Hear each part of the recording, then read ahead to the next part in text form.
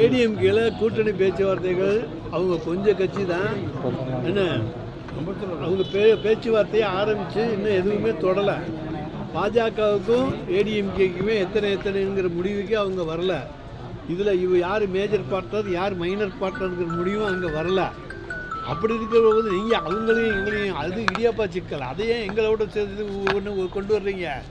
எங்களை பொறுத்த வரைக்கும் நாங்கள் சுமூகமாக தான் பேசுவோம். யாரையும் நிச்சயமாக எங்களுடைய தலைவர் சரியான பாதையில் தான் இந்த கூட்டணியை கொண்டு செல்வார். தொடர்ச்சியாக தாவேகாவோட கூட்டணிக்கு திரைமுறையில் பேச்சுவார்த்தை நடத்திட்டு இருக்கா காங்கிரஸ் சார்? திரைமுறையில் பேச்சுவார்த்தை நடக்குது. அது இதில் எல்லாமே அவங்கவுங்க கப்சாவாக கிளப்பி விட்டுக்கிட்டு இருக்க ஒரு விஷயங்கள் தான் தவிர வேறு ஒன்றும் கிடையாது. எங்களை பொறுத்த வரைக்கும் தெளிவாக இருக்கும். இது அரசியல் கட்சி. இங்கே அரசியல் அந்தஸ்து கிடைக்கும் என்பது காங்கிரஸ் தலைமைக்கு தெரியும். அதனால் அவங்க அரசியல் அந்தஸ்தை இழக்க விரும்ப மாட்டாங்க. தமிழ்நாட்டில் திராவிட முன்னேற்ற கழகத்தோடு கூட்டணி வைத்தால்தான் சட்டமன்றத்துக்குள்ளே அவங்க வர முடியுங்கிறது அவங்களுக்கு நல்லா தெரியும். அவங்க தொடர்ந்து சொல்கிறது காங்கிரஸோட வேல்யூவை தாவேகா புரிஞ்சிருக்காங்க, விஜய் புரிஞ்சிருக்காரு. ஆனால் திமுக புரிஞ்சுக்கிறது விஜய்கிட்ட யாரும் வரலாம், அதனால வேல்யூவை புரிஞ்சிருக்கலாம், அவ்வளோதான். ஆள் இல்லாத வீட்டில் போய் என்ன வேணாலும் கொண்டாடலாம். அதை பற்றி இல்லை. ஆள் இல்லாத வீடு அது. முதலமைச்சர் 2000 ரூபா விழிப்புணர்வில் உள்ள மக்களுக்கு 2000 ரூபா அனௌன்ஸ் பண்ணியிருக்காங்க. அதை நம்ம எப்படி பார்த்தோம்? இது தேர்தலுக்காக முன்னெடுத்து கொடுத்துருக்காங்கன்ற ஒரு விமர்சனம் தொடர்ந்து சார், எது கொடுத்தாலும் மக்களுக்கு கொடுக்குற படம் தான் அவங்களுக்கு போய் சேருது. தேர்தல் தேதியே அறிவிக்கல. என்ன, ஏற்கனவே எல்லாரும் சொல்லுவாங்க தமிழ்நாட்டு மக்களுக்கு யாருக்கு ஓட்டு போடணுங்கிறது அவங்க டிசைட் பண்ணி வச்சுருப்பாங்க. அவங்களுக்கு ஓட்டு போடுவாங்க. பணத்தை எல்லாம் கொடுத்து ஓட்டு வாங்க முடியாது. சாதனைகளை செய்து தான் ஓட்டு வாங்க முடியும். எங்களுடைய சாதனைகள் மக்கள் மனதில் இருக்கின்றன. எனவே அதன் மூலமாக நாங்கள் ஓட்டு வாங்க முடியும் என்கின்ற முழு நம்பிக்கை எங்களுக்கு இருக்குது. எங்களை பொறுத்த வரைக்கும் இன்றைய சூழ்நிலையில் அதிமுகவை டெபாசிட் இழக்க செய்யக்கூடிய சூழ்நிலைகளே சில தொகுதிகளில் உருவாகி இருக்குது. அதை நிச்சயமாக நிறைவேற்ற வேண்டும். மதுரைக்கு வந்த பிரதமர் மோடி திமுக மறுபடியும் ஆட்சிக்கு வரணும்னு கனவு காண்கிறாங்க. அந்த கனவு கனவாகவே போயிடும் அப்படின்றாங்க. மோடி வேண்டுமென்றால் பகல் கனவு காணலாம். எங்களுடைய கனவு என்பது உண்மையான கனவு. எங்களுடைய நினைவு உண்மையான நினைவு. 200 நிச்சயம். அதில் நிச்சயமாக வெல்வோம். 200 படைப்போம் வரலாறு.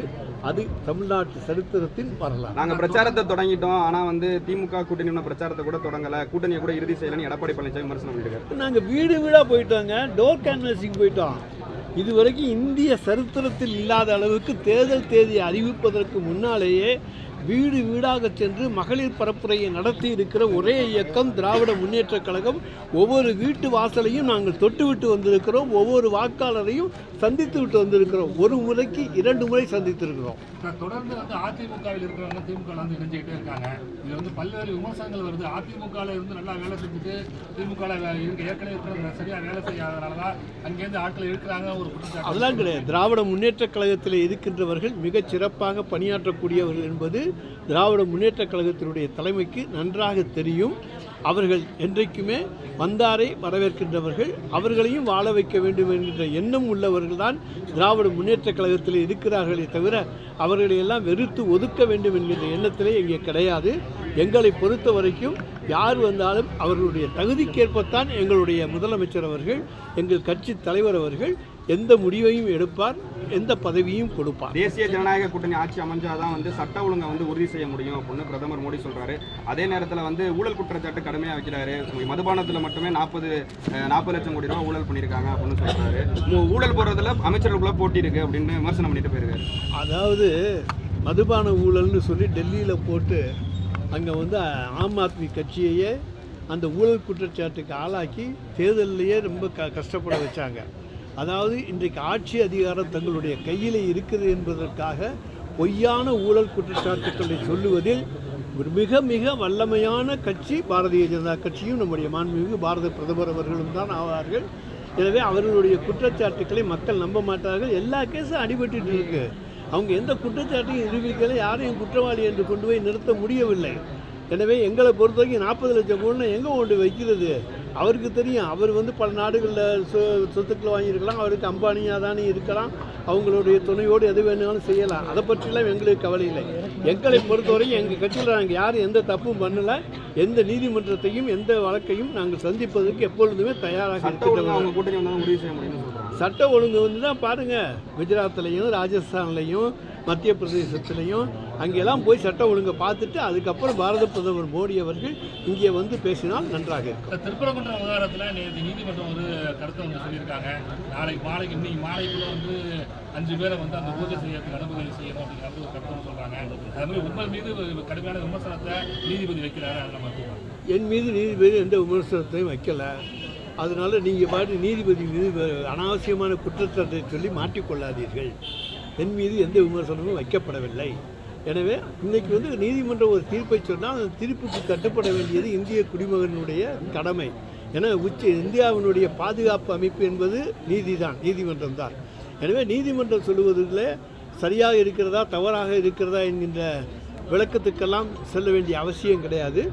அதில் வந்து அப்பீல் செய்ய முடிஞ்ச வழக்குகளில் மேல்முறையீடு வரைக்கும் செய்யலாம், சுப்ரீம் கோர்ட் வரைக்கும் சொல்லலாம். சுப்ரீம் கோர்ட் சொல்கிறது இறுதி முடிவு. சுப்ரீம் கோர்ட்டுக்கு போகலைன்னா ஹைகோர்ட் சொல்கிறது இறுதி முடிவு. இதுதான் இன்றைய நிலைமை. தமிழகத்தில் வந்து கூட்டணி அதிக இடம் இல்லைன்னு சொல்லி தமிழக முதல்வர் ஏற்கனவே சொல்லியிருந்தாரு. திருமாவளவன் சொல்றாரு அது ஏன் சாத்தியம் இல்லைன்னு விளக்கம் வந்து தமிழக முதல்வர் கூடன்னு சொல்லியிருக்காரு. எங்களை பொறுத்த வரைக்கும் தனி மெஜாரிட்டி வந்துடுவோம். 120 இடங்களில் வெற்றி பெற்றால் 118க்கு மேலே வெற்றி பெற்றாலே தனி மெஜாரிட்டி. எங்களுடைய திராவிட முன்னேற்றக் கழகம் 120 இடங்களில் வெற்றி பெற்றுவிடும். ஆனால் நாங்கள் கூட்டணியை அரவணைத்து செல்பவர்கள், அவர்களுக்கும் தேவையான உதவிகளை செய்து அரவணைத்து செல்வோம். எனவே தனிப்பட்ட முறையிலேயே திராவிட முன்னேற்றக் கழகம் ஆட்சியை பிடிக்கக்கூடிய அளவுக்கு வெற்றி பெறும். இந்த தேர்தலில் திமுக கூட்டணியோட வெற்றி வந்து எளிமையாக இருக்குன்னு நினைக்கிறீங்களா? சவால் இருந்தார் இங்கே எங்களுக்கு எந்த சவாலும் கண்ணுக்கு தெரியவில்லை. ஆனால் அதுக்காக வேண்டிய அகம்பாவம் பிடிச்சு சொல்லக்கூடாது. எது வந்தாலும் அதை நாங்கள் சமாளிப்பதற்கு தயாராக இருக்கக்கூடிய இயக்கம்தான் திராவிட முன்னேற்றக் கழகம். போதும்.